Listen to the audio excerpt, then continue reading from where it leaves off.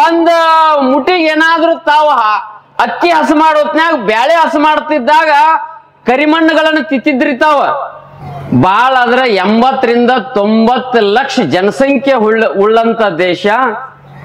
ಈ ದೇಶದ ಹಡಗುಗಳ ಮೂಲಕ ವಿಮಾನಗಳ ಮೂಲಕ ಏನಾಯ್ತು, ಮಣ್ಣುಗಳನ್ನ ತುಂಬಿಕೊಂಡು ಎಲ್ಲಿಗೆ ಆಮಂತ್ರಣ ಕೊಡಬೇಕು ನೀರಿಗಾಗಿ ವಿಚಾರ ಮಾಡಿದ್ರು. ಸಮುದ್ರದ ನೀರನ್ನ ಬದಲು ಮಾಡೋಣ ಅಂತ ತಿಳಿದ್ರು.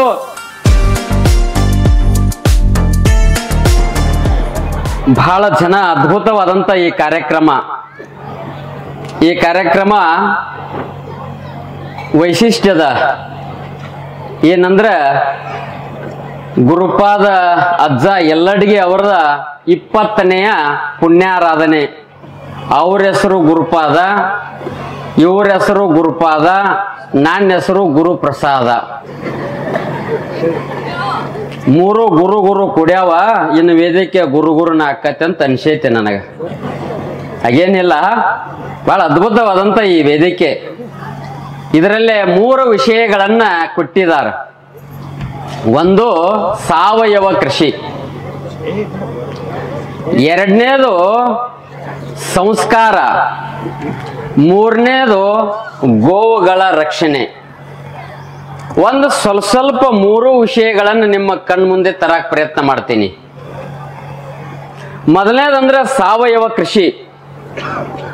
ನಿಮ್ಮ ಮುಂದೆ ಒಂದು ದೇಶವನ್ನ ಪರಿಚಯ ಮಾಡ್ತೀನಿ ನಾನು. ಬಹಳ ಸುಂದರವಾದಂತ ದೇಶ, ಅಟ್ಟೆ ಚಿಕ್ಕದಾದಂತ ದೇಶ. ಬಹಳ ಆದ್ರೆ 80 ರಿಂದ 90 ಲಕ್ಷ ಜನಸಂಖ್ಯೆ ಉಳ್ಳಂತ ದೇಶ. ಅದು ಇಸ್ರೇಲ್ ದೇಶ. ಬಹಳ ಸಣ್ಣ ದೇಶ. ಆ ದೇಶದಲ್ಲೇ ಮಣ್ಣಿಲ್ಲ, ಮರಳಿದೆ. ಆ ದೇಶದಲ್ಲೇ ನದಿಗಳಿಲ್ಲ. ಏನ್ ಅದ್ಭುತ ಅವ್ರ ಜೀವನ. ನಮ್ಮದು ದೇಶದಲ್ಲೇ ಕಾಶ್ಮೀರದಿಂದ ಕನ್ಯಾಕುಮಾರಿವರೆಗೆ ಹರಿಯುವಂತ ನದಿಗಳ ಸಂಖ್ಯೆ ಸಾವಿರಾರು. ಈ ದೇಶದಲ್ಲಿ ಬೆಳೆಯುವಂತ ಭೂಮಿ ಫಲವತ್ತಾದಂತ ಭೂಮಿ.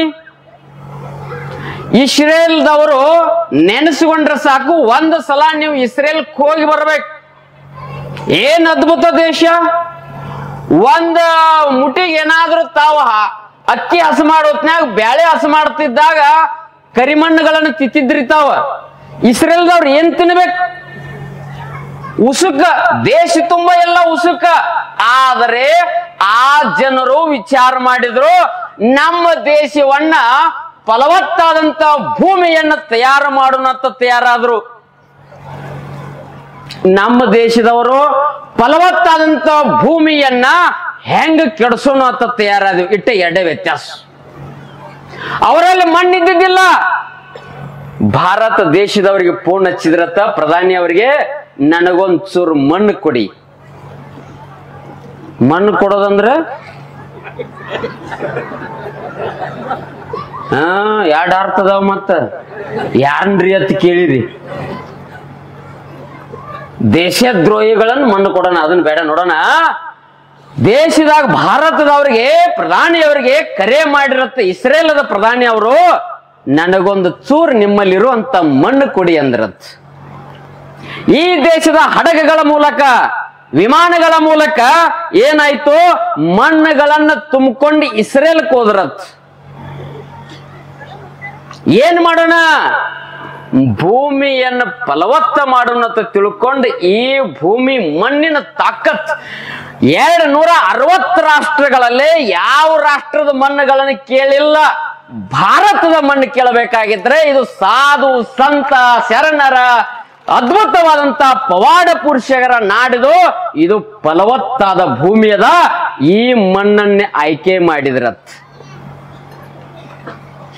ನಾವು ಇದೇ ಭೂಮಿಯಲ್ಲಿ ಹುಟ್ಟಿ, ಇದೇ ಭೂಮಿಯಲ್ಲಿ ಬೆಳೆದು, ಇದೇ ಭೂಮಿಯಲ್ಲಿ ದೊಡ್ಡವರಾದೆ. ಆದ್ರ ಇವತ್ತು ನಾವು ಈ ಮಣ್ಣನ್ನು ಕೆಡಿಸುವಂತ ವ್ಯಕ್ತಿಗಳು ನಾವು ತಯಾರಾದೀವಿ. ಇಸ್ರೇಲ್ದವ್ರು ಹೇಳಿದ್ರು, ಈ ಮಣ್ಣನ್ನು ಹೋದ್ರು, ಉಸುಕಿನ ಮ್ಯಾಲ ಮಣ್ಣನ್ನು ಹರಿವಿದ್ರು. ಇರುವಂತ 80-90 ಲಕ್ಷ ಕೋಟಿ ಕಡಿಮೆ ಇರುವಂತದ ನಮ್ಮ ದೇಶದಲ್ಲಿ ಅದದೆ 140 ಕೋಟಿ ಜನ ಅದದೆ. 140 ಕೋಟಿ ಜನ. ಕೈಗಳೆಷ್ಟಿದಾವ? ಒಬ್ಬರಿಗೆ 2 ಕೈ ಇದಾವ. 8 ಕೋಟಿ ಕೈಗಳದು. ಎಷ್ಟು ಕೋಟಿ ಕೈಗಳದು? ಇಸ್ರೇಲದವರು ವಿಚಾರ ಮಾಡಿದ್ರು, ಒಂದು ದೇಶದಲ್ಲಿ ಒಂದೂ ನದಿ ಇಲ್ಲ. ಇವತ್ತ ಇಷ್ಟು ನದಿ ಹರಿದ್ರು, ಇಷ್ಟು ಜನ, ಇಷ್ಟು ಬಾವಿಗಳು, ಬೋರ್ಗಳಿದ್ರು. ಇವತ್ತು ನಮ್ಮ ದೇಶದಲ್ಲಿ ನೀರಿಗಾಗಿ ಹಾಹಾಕಾರ. ಏಪ್ರಿಲ್ ಮೇ ಬರ್ಲಿ, ಟ್ಯಾಂಕರ್ಗಳ ಮೂಲಕ ನೀರು ಸರಬರಾಜು ಮಾಡುವಂತ ಪರಿಸ್ಥಿತಿ. ಇಸ್ರೇಲ್ದವ್ರು ಏನ್ ಮಾಡ್ಬೇಕು? ಎಲ್ಲಿಗೆ ಆಮಂತ್ರಣ ಕೊಡಬೇಕು? ನೀರಿಗಾಗಿ ವಿಚಾರ ಮಾಡಿದ್ರು. ಸಮುದ್ರದ ನೀರನ್ನ ಬದಲು ಮಾಡೋಣ ಅಂತ ತಿಳಿದ್ರು. ಸಂಶೋಧನೆ ಮಾಡಿದ್ರು. ಏನಂದ್ರ ಸಮುದ್ರಕ್ಕೆ ಫಿಲ್ಟರ್ಗಳನ್ನ, ನೀವು ಊರಾಗ ನೀರು ಕುಡಿತಿರ್ಲ, ಫಿಲ್ಟರ್ ಕುಡೀರಿ ಬ್ಯಾಡ ಅನ್ನಂಗಿಲ್ಲ. ಫಿಲ್ಟರ್ ಮಷಿನ್ ಅನ್ನು ತಂದವ್ರು ಮೊದಲು ಇಸ್ರೇಲ್ ತಂತ್ರಜ್ಞಾನದವ್ರು. ಏನ್ ಅದ್ಭುತ ಕ್ರಾಂತಿ! ಸಮುದ್ರಕ್ಕೆ ಏನ್ ಫಿಲ್ಟರ್ ಮಷಿನ್ ಕೊಂಡಿಸ್ರು, ಎಲ್ಲಾ ಹಳ್ಳಿಗಳಿಗೆ ನೀರಿನ ವ್ಯವಸ್ಥೆ ಮಾಡಿಕೊಂಡ್ರು. ಎಲ್ಲಾ ಭೂಮಿಗೆ ನೀರನ್ನು ಸರಬರಾಜು ಮಾಡುವಂತ ವ್ಯವಸ್ಥೆ ಮಾಡಿಕೊಂಡ್ರು.